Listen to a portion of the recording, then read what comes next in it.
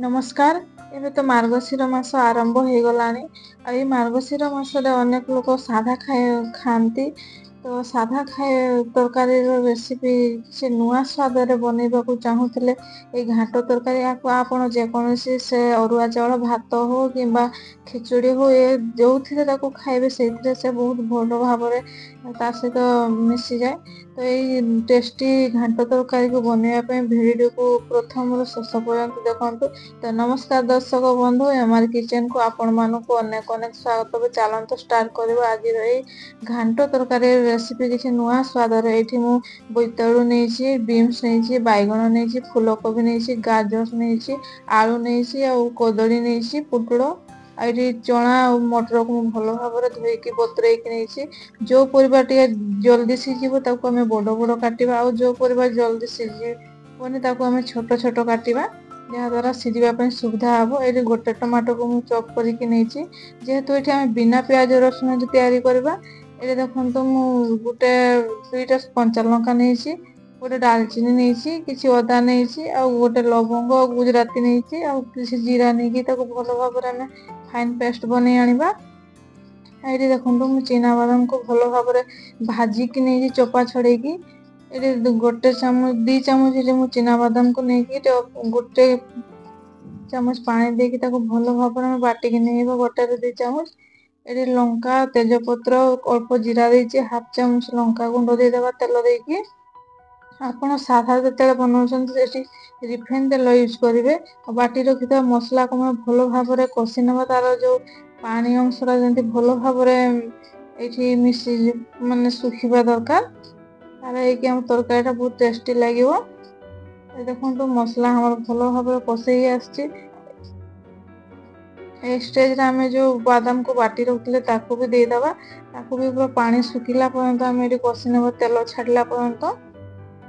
बादाम देवा द्वारा आम तरकारी आहरी टेस्टी लगे। तो निहाती भाव में बादाम ऐड करेंगे, जदि नथिबो आप स्किप भी करें। देखो मसला आम भल भाव में कषि होगा, तेल छाड़ी देती।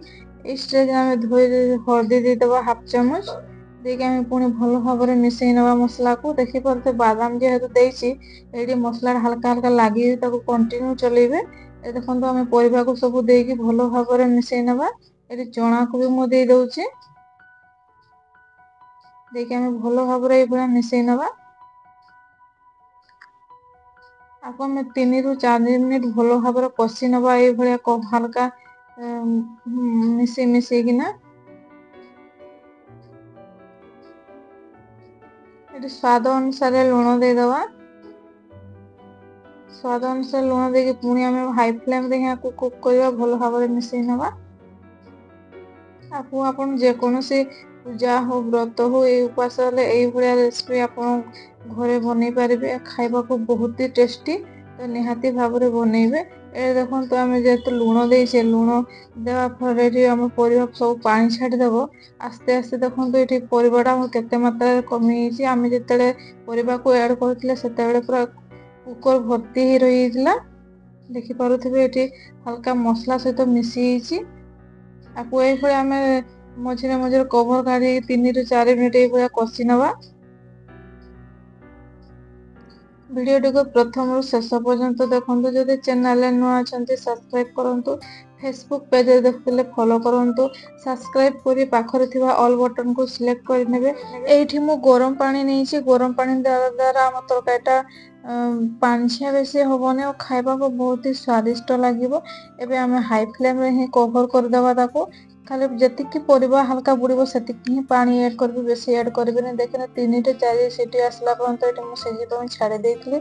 देखिए परिवा आम पूरा गोटालिया गोटालिया अच्छी सीझी किंतु बेस भल भाव में सीझी किंतु मिलेनी सब परिवा। किसी धनिया पत्र देके आम गैस को ऑफ कर दो। आप चाहिए करी पाउडर भी दे पारे, जोड़ा भेज करी पाउडर सेटा को देके आम भल भाव में गोले पारे। ये देखो मु भेज रेसिपी बहुत सारा मो चैनल अच्छी अपलोड होमती दड़ा खेचुड़ी आउ बासंती पलव रेसिपी आप देखिपारे मो चैनल रे। आपको गरम गरम ये सर्व करके से भात ସାଧା ଚାଉଳ ଭାତ ହଉ କିମ୍ବା ଦଳା ଖେଚୁଡ଼ି ଯେଉଁଥିରେ ବି ଆପଣ ଖାଇବେ ଖାଇବାକୁ ବହୁତ ଟେଷ୍ଟି ଲାଗେ। ଆପଣଙ୍କୁ ମୋ ରେସିପି କେମିତି ଲାଗିଲା ନିହାତି ଭାବରେ କମେଣ୍ଟ କରି କହିବେ। ଯଦି ରେସିପି ଭଲ ଲାଗିଥାଏ ପ୍ଲିଜ୍ ଲାଇକ୍ କରିବେ। ଚ୍ୟାନେଲରେ ନୂଆ ଥିଲେ ସବସ୍କ୍ରାଇବ୍ କରି ପାଖରେ ଥିବା ଅଲ୍ ବଟନକୁ ସିଲେକ୍ଟ କରିନେବେ। ସେଥିପର୍ଯ୍ୟନ୍ତ ବାଏ, ନମସ୍କାର, ଜୟ ଜଗନ୍ନାଥ।